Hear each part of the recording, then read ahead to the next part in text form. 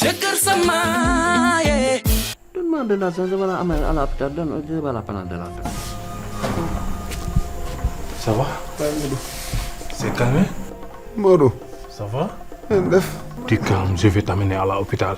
Fekk kii tëdd yow yaa ko yow man mën naa ko yóbbu hôpital. moo li nga def ni ngi sël la kii ba nga ko war a yóbbu hôpital yóbbu ko hôpital bàyyi ba mën a wax hôpital nga ne da nga koy yóbbu hôpital mais li ngay def baaxul. ni France da nga fa dofee yow dimbali ma. ne ko lu xew mu bënn bët ya di jooy. jooy lu mu doon jooy. da doon togg maafe far échec. maafe ni mu yombee. xoolal maa ko dimbali. noo réglé situation bi. xam nga maafe ak dëxin sorewul. du koy li nga boot na mel ni ku boot doomam. Léegi su ma kaw lu toog. ah. xam naa bisiri bii ni sama ginnaaw sonal la ma trop. yàlla jàmm bi may gas di gas bi ma yëkkatee per bi rek dóor affaire bi ne taas. gis naa taxawaay bi Mor dana yàlla fay sa xol.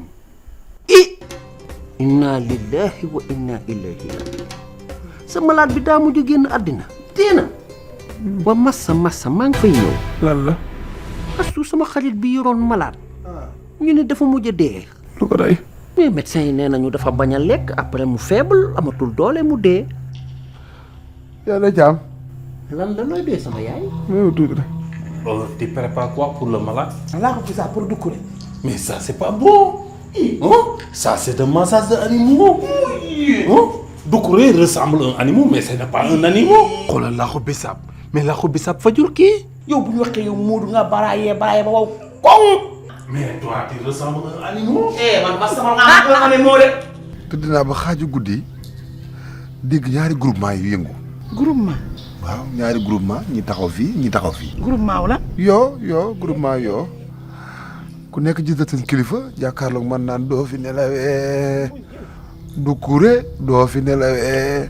doo jël doomu jàmbur exploité ko ah def ko travaux forcés ba mu ñëw nii feebar. waaw mais patron looloo ñuy may xaalis livraison kay da ngay dajale yi nga xamante ne ñoo dem ci benn gox bu ko defee nga daal di koy yóbbu affaire bu bees tàkk su ma duggee si koñ bi xool damay xandal pneu bi rek xoolal commencé maison 1 piw maison 2 piw maison 3 piw. waaye Moodu kii doo ko yóbbu ci néeg ci saal ba nga sama biir néeg. mais c'est n'importe quoi. Le salon faut beaucoup de va-et-vient.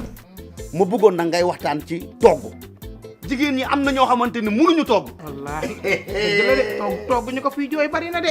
ni nga def ba xam ne ñu toggee lii boo ko defoon xam ne ñu toggee laa ko bi saabu waaye bu ñu la waxee da ngay réseaux sociaux yi moom du ngeen xam dara. man kenn du wax réseaux sociaux. xaw ma lu ñuy wax dama ci réseaux sociaux yi nga xool ba xam ne ci fekk laa ko bi saabu. yaa ngi bëgg nga gàncax dugal ci àll bi nga def ci nature bi nga wut fa tuuti benn mala sax nga rey ko fa. bu feebar doo taamu lu lay wétiloo ngay wut. dugal ci nature bi rek nga xool ci mala yi nga rey ci benn. dal ma supp wala dibi wala yooyu noonu gënul.